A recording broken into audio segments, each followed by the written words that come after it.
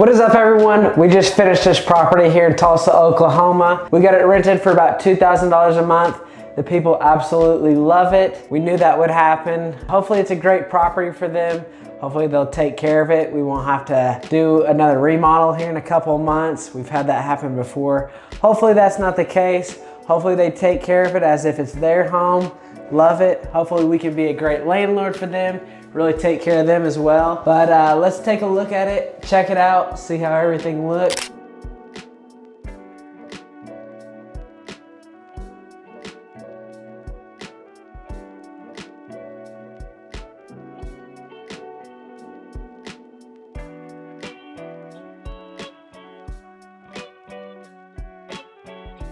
So as you can see, we left all the tub, I refinished all the wood up top. Everything looks awesome, looks really good. They'll be able to put some plants in there. We were gonna leave the plants, they were kind of overgrown. I asked the guys to trim them up. They just cut them down to the roots, so got those out of there. They can put new succulents, whatever they want in there. So yeah, everything looks awesome in here. We did all new lighting everywhere. Everything looks awesome with the wood. New floors everywhere, new countertops in the kitchen, new plumbing everywhere. Everything looks great. New tenant hopefully will love it. They're gonna end up paying about $2,000 a month. After remodeling everything, refinishing, repainting, all new lighting, all new heat and air we put on. We did a lot of tree work outside. We had the big mature trees. Everything looks great. We ended up spending about $3,500 remodeling this one. We purchased it for about $115,000. This property actually appraised for $238,000. We're all in at $155,000. So it's funny that whenever I first purchased this house, I was thinking, oh, it's a bad deal. Spent too much on it, not gonna turn out well. It actually ended up being a great deal. Funny how that works. Happens a lot in real estate where I buy something thinking, what did I just do? And it turns out to be one of the better deals that we've done. So this one actually has a tenant moving into it. Actually today, I'm shooting this video at the absolute last minute. They absolutely love the property. I knew that would happen. I love the property. I knew somebody would come in here that just really appreciated all the wood, all the kind of old school, quirky little things with it, the old tile in both bathrooms, and just really enjoy it. But yeah, I really like this one. I like the way it turned out. It's something I would live in if I didn't already have a house. And that's what I like to do with our rentals. I like to get something that I can see myself living in. Might not be in the exact area I want or whatnot, but something that I would be comfortable in. We're not slumlords, we take care of everything. You can tell we didn't completely remodel this property like normally we do. Sometimes we have to end up doing that, but it's all about staying in budget, spending the money where you need to, and really giving out a good product. This one looks great, we didn't overspend. So yeah, hopefully they really like the property. We try to be the best property manager here in Oklahoma, here in Tulsa specifically, our specific area, and really take care of our tenants. That way they stay as long as possible. We have lots of tenants who just want to move from one of our properties to another property. Maybe they want to change up location, need a different square footage, different size, different amount of bathrooms. We have that all the time where people specifically like to rent from us. They want to move into another one of our properties. So we kind of we'll move them around, stuff like that. That's what it's all about. We try not to ever lose tenants, and we have a lot of great success keeping tenants just because we really take care of them. They take care of us as well. And that's what real estate is all about. Just taking care of your tenants, taking care of your home buyers if you end up selling a property, taking care of your sellers whenever you're buying a property from them, and really taking care of everybody. That's what I've made my business on, is just being great to people, taking care of people, taking care of bankers, taking care of insurance agents, taking care of renters, buyers, sellers, all that stuff. That's what real estate is all about. That's how you become successful in real estate. It's all about people that you know, not all the money that you have, all this other stuff. It's really about relationships. That's what real estate is all about. So let's get right into it. I'll show you guys how we're doing it. So let's get back to the office. All right guys, we are now back at the office. One thing I get a lot is people asking me, where do we find these properties? Zillow is the best place to look. I know that kind of sounds crazy. I get deals sent to me from wholesalers. I look on Facebook. I do all these other things, and we get lots of deals that way. but the easiest way to find them is looking on Zillow. A lot of houses are sitting on the market right now. They're not getting offers. Go out there, look at a property, give them an offer that you think makes sense to you, one that you'll make money at. They may reject it. They may like the offer. They may have not gotten any offers. I like working this way because a lot of those people are definitely wanting to sell.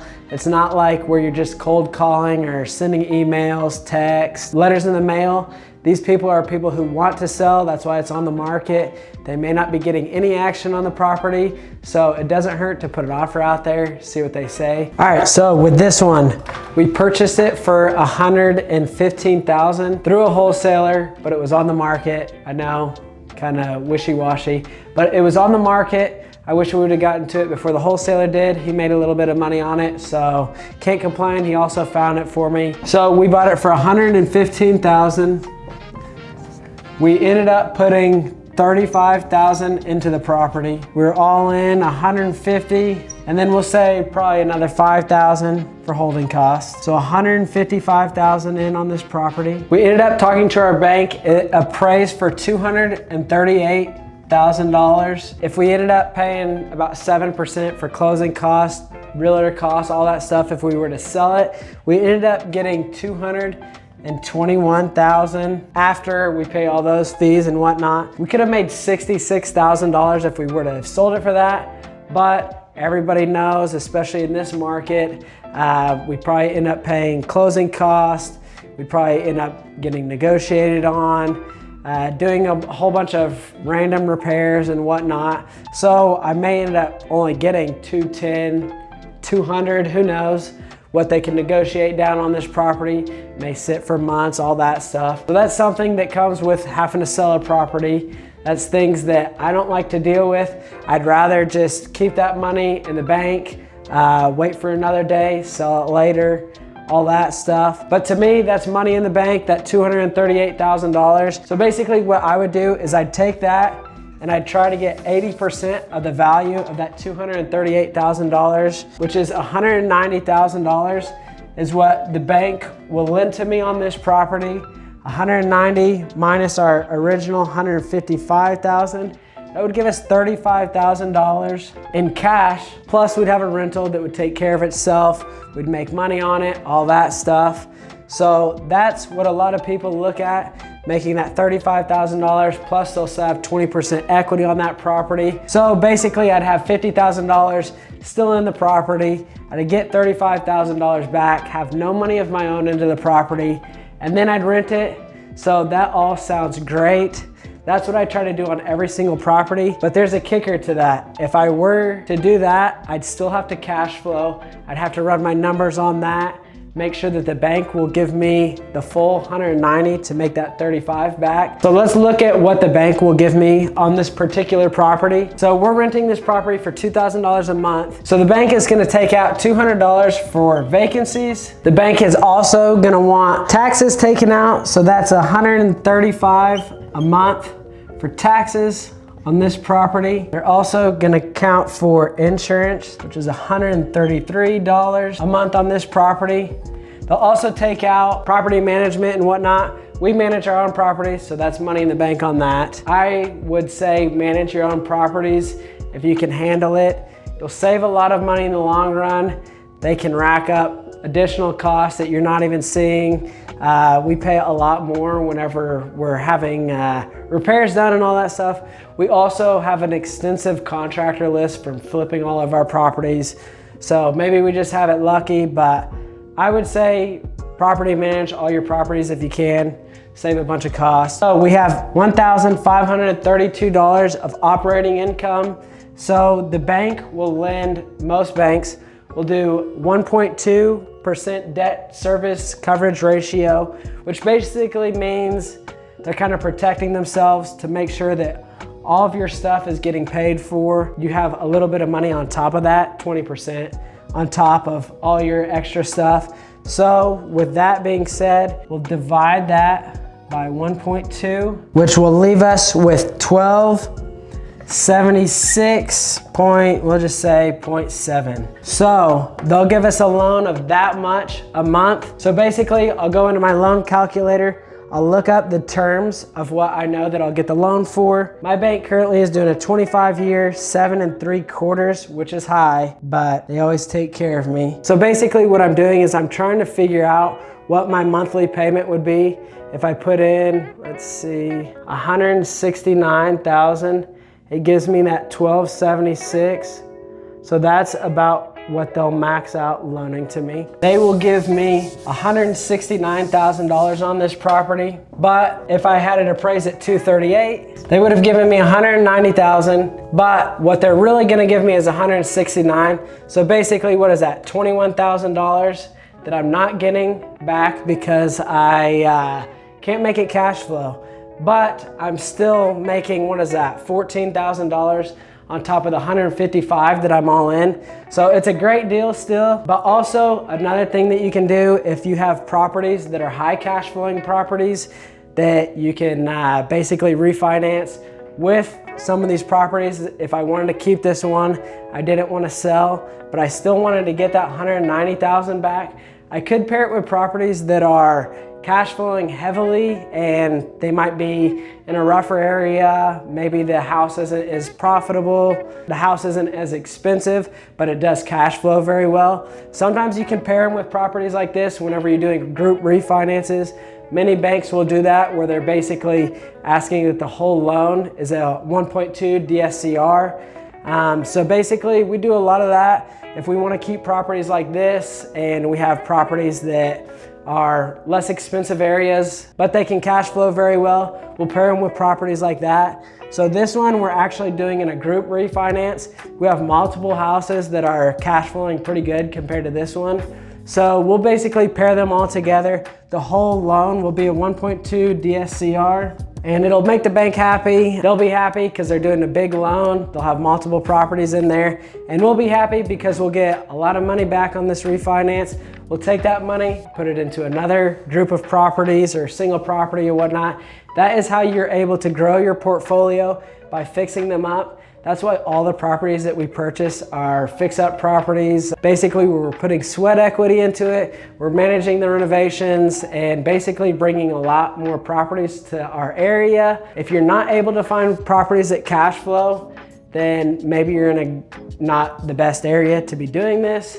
Maybe you're not looking correctly. Maybe you're not just putting offers out there. So that is actually a great deal, being able to refinance it for $169,000. I would have made $14,000 on the refinance. I wouldn't have had to pay taxes on that money because it was a loan to me. I also would have made, with the 20% coverage ratio, plus the vacancy, we keep our houses full. We don't have a lot of turnover and all that stuff. So basically we would have probably been making about $500 a month on this property, plus $14,000 back. So a great deal. We buy properties like this multiple a month. We're continuing to grow our portfolio, finding properties, all that stuff. So why am I doing this? Why do I buy so many properties? Why am I always putting myself under stress to continuously buy more and more and more? Well, I have 3 kids, hopefully more in the future, at least one more. My wife says one more. I hope for a lot more, but we'll see. Maybe we'll adopt some. But I want to have something put back for them. Hopefully they won't have to stress about school, have to stress about money, all the things that I had to stress about to get to this point. And hopefully one day, whenever I die, they'll be able to take all these properties tax-free. They'll get a stepped up tax basis, all that good stuff, and not have to worry about that. They'll be able to just continue to invest, just do whatever they want in life and all that stuff. Continue to do great things with other people. We put money in contractors' pockets. We all eat together. We all just do great together. It really helps out a whole bunch of people. I'm helping out with tenants. I'm helping out with people who just want houses. I'm helping with people who want to be able to pay their bills, all this other stuff. They're also helping me do the same, so I can't complain. But yeah, I'm really doing it to help out a lot of people, help out myself, help out my kids, help out my family. I also want to apologize, guys, for taking so long to get these videos out. I've been very busy automating the company, trying to get things organized, everything working good, trying to get a little bit of AI into our company. I've been very busy with all that stuff, a lot of stuff behind the scenes. Might be stuff that I talk about in future videos. But yeah, we've really been busy with all that stuff. We've still been buying houses, still been renting houses, fixing up properties. I need also possibly to hire somebody to start doing videos and all that stuff for me. It's kind of hard to look at a bunch of properties, buy a bunch of properties, keep the remodels going, also take care of all the tenants that we have, all that stuff, overseeing everything. It's a lot to continue to make these videos, but I'm trying. I want to make a lot of these videos. It's just hard for me to do all the setup, send it to the guy who edits them, do all this extra stuff. It's a lot. If you know somebody who wants to get in real estate in the Tulsa area, they want to learn this stuff, they want to maybe do it firsthand, see some of the behind the scenes stuff, and they know stuff about cameras, that would be awesome. Please leave a comment. Reach out to me. I'll have my email in the description. All right guys, don't forget to like, subscribe, watch another video. Hopefully I'll start getting these out a lot quicker. No guarantees though, we're very busy. Hopefully I can get them to at least once a week, get some shorts in there, all that stuff. But thank you guys so much for watching. I'll see y'all in the next one.